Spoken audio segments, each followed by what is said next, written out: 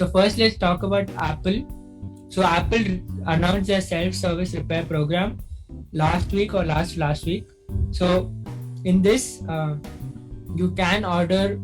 So under Apple's self-service program, you can order parts from Apple, like first hand. I mean, like original parts from Apple. But the website they created for that, like sounds. I mean, looks very cheeky and like definitely not like an Apple website. Like when you go to that website, you won't feel that it's an Apple's repairs site. So I don't know what is that. I think they should fix that. Maybe that will make consumers more safe in using their website. But that's one thing I felt was kind of not worked on properly before announcing it.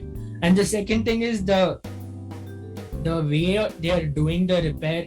I mean, the way they want the consumers to do the repair is just not like feasible for the normal consumer. Like if you want to do a simple display repair, they'll send you two big like boxes with equipment to do the repair. Like they have a huge machine just to remove the adhesive from the broken display of the phone, and then another big machine to just for the simple stuff. There's a huge machine, like those sort of things, which makes it kind of complicated if you are not a techie. And because of that, and like if you sit and follow these steps Apple says, it takes a long time to do it. Like Luke Miani did a video explaining the situation, so we link that also. You can check that out. That's very insightful, so you can check that out. So, and that is one of the problem. And another problem is the pricing. The pricing is almost the same as what you'll pay in an offline store, except if you're returning your old display, you'll get $30 to $40 back, which is a good initiative. But apart from that, the pricing is the same as what you can, maybe $5 to $10 lesser than what you get in the service center, which is just not worth it for doing it alone, considering the whole equipment they send you and stuff. You can either buy the equipment or rent the equipment. Like if you own a repair center, you can buy the equipment from Apple directly, and or if you're doing it one time, you can just rent it for $50. But the equipment is just like so much and so like complicated, I guess, like for the normal user. If you're a techie, then you might know what to do.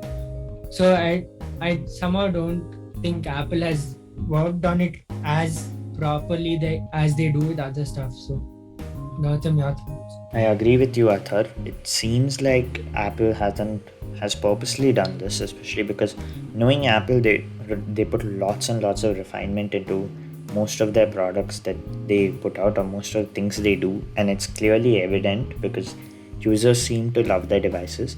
But with this, it seems like a strategy they have implemented, purposely making this horrible so that people prefer and go get the actual replacements from Apple. So for those of you who don't know how Apple's whole model works, like Athar said, the parts are available only for the iPhone 12 and the iPhone 13, I guess. And like you can go buy the parts, and they are not cheap. I mean, I'm just letting you know, the ifixit alternative is obviously cheap, but they are original, like straight from the factory type thing. And to put it on, you need to rent or you need to buy like huge machinery, which honestly, if it makes more sense for a person who just wants to do it and just show it to other people, not like to be doing, like not for some actual consumer who has to do it. Like it's really hard to explain because the way they made it is like to purposely screw over the consumer, which is really, really evident. And also the pricing, like yeah, they can give us $30 by repair, like giving the screen back, but I still don't feel it's worth it, because if you go to your independent repair shop, I know you'll have that message saying this is not a genuine display, but it's way cheaper. For most of the people who want to repair by themselves, they're looking for a cheaper alternative, so this doesn't make sense. But few pros that I want to state, because everyone's bashing at Apple, so let me state a few pros. Overall, I still hate it, but let me just state the pros to balance things out.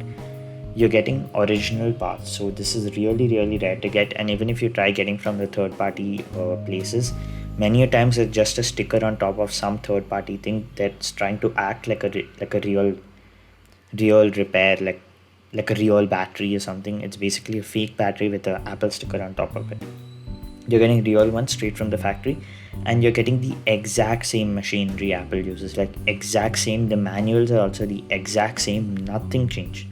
Now this, some people might consider it as a pro, as in like Apple is not treating their customers indifferently, but I also think it's a con because the machines are so hard to operate that people are not able to understand, or like people are able to understand but it takes way too much time. Like ideally it would be best for people who own independent shops.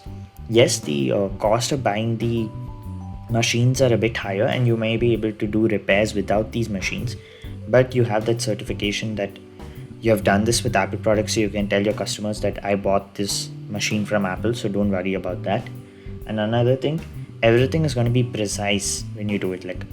The display won't have any flex because of the machines you're using. So the original cost will be high, but I feel like it'll pay off overall. And also I think that basically you get that refinement which you technically don't get in a third party one. That's something you have to usually give as a trade away for a third party replacement. So that's one advantage. So if you own an independent shop and you really like place quality above pricing or something, then maybe this is for you. You can just buy the machines of Apple, but it isn't cheap.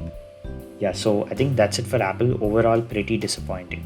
Yeah, I feel like even a norm, like even if you're a techie and stuff, it just doesn't make sense to buy their products on the website because it's almost the same as the one in the service center. You'll just save $5 to $10, which you'll have to give at the service center as labor charges. So I think a normal consumer will just leave this aside and just go to the service center because it's the same thing. So it's just not feasible. So Apple should have just worked on it more properly and they would have bought a better solution.